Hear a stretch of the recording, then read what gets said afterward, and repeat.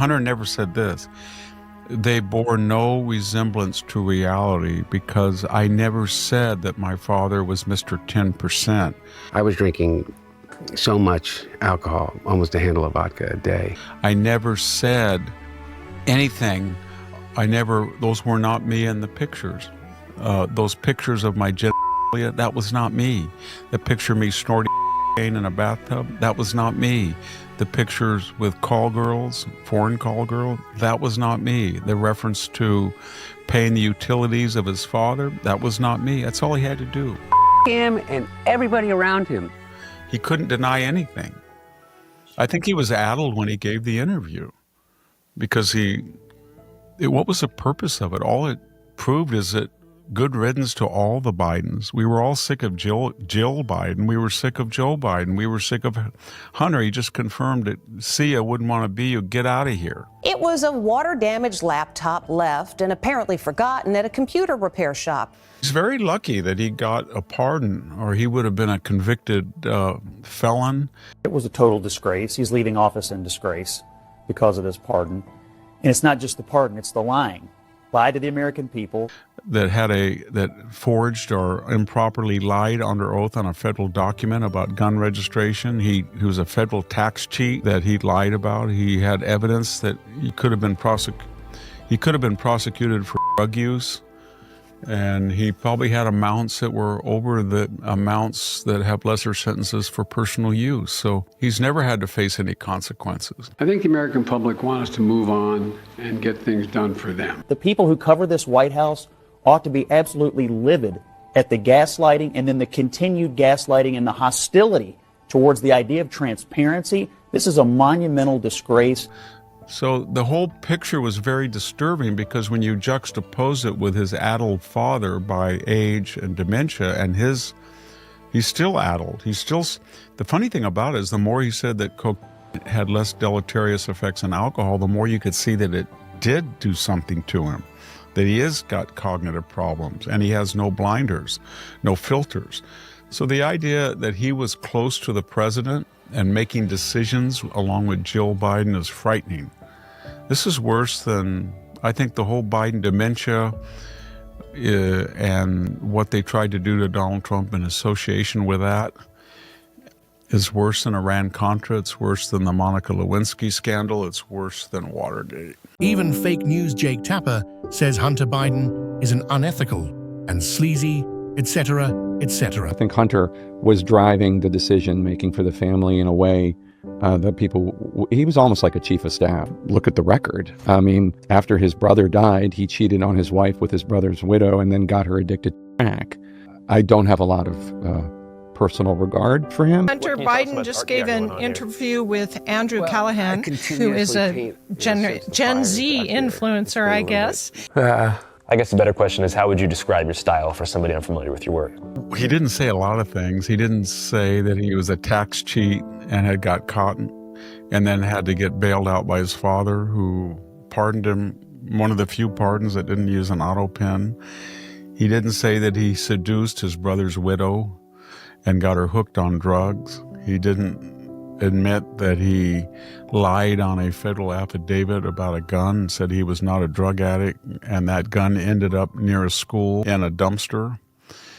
So he didn't do a lot of things. When he got to the laptop, I think what he was trying to say is that everybody has laptops. You open up a laptop, you see all kinds of weird stuff. So no, Hunter, your stuff was a little weirder. They figured out a way to get here because they thought that they could give themselves and their family a better chance. And he's somehow convinced all of us that these people are the criminals. The White House press secretary firing back on Fox News. Clearly, they've learned nothing from President Trump's overwhelming victory on November 5th. The American people want deportations. They want secure borders. You were stark buck naked, if I could use that term, crude though it is.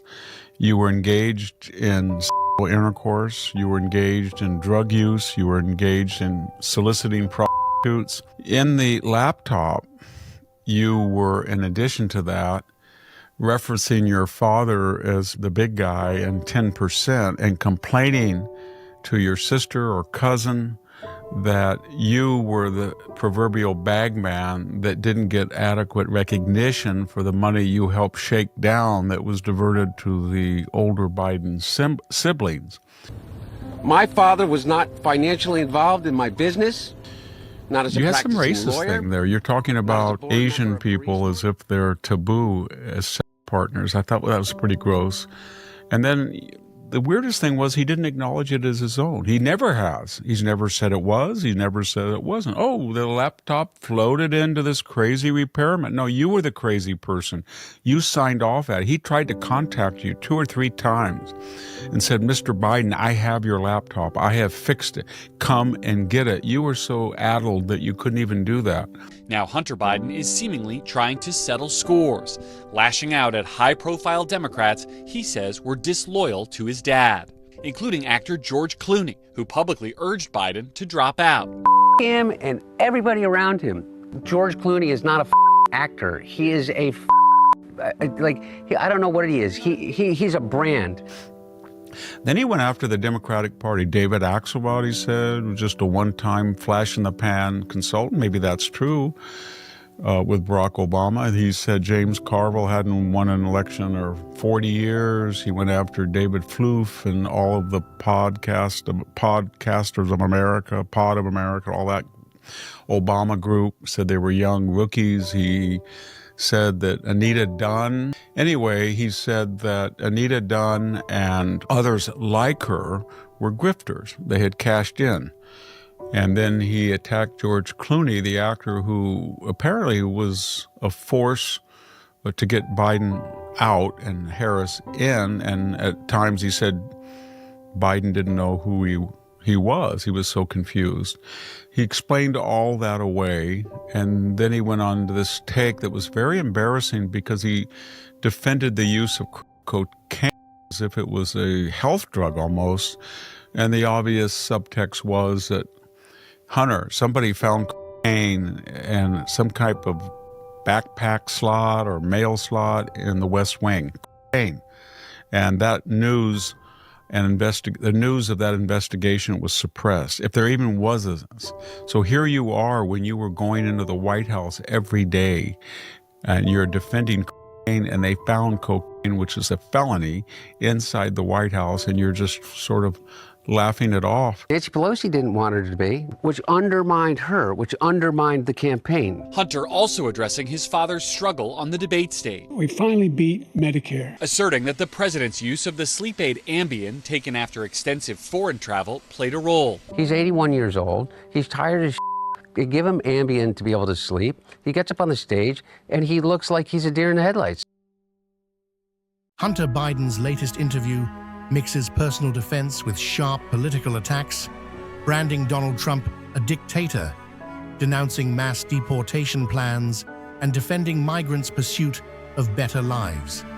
He turns his fire on Democrats as well, accusing George Clooney and Nancy Pelosi of betraying his father during the campaign, and offers a candid account of Joe Biden's debate struggles, attributing them to age, travel fatigue, and the use of sleep aids like Ambien. Released on the anniversary of Joe Biden's withdrawal from the race and met with silence from Trump's camp, the interview has reignited scrutiny of Hunter's own controversies. Historian Victor Davis Hanson notes that public interest in these issues has waned, arguing that Americans have grown desensitized to the spectacle. In today's political climate, one reality stands out.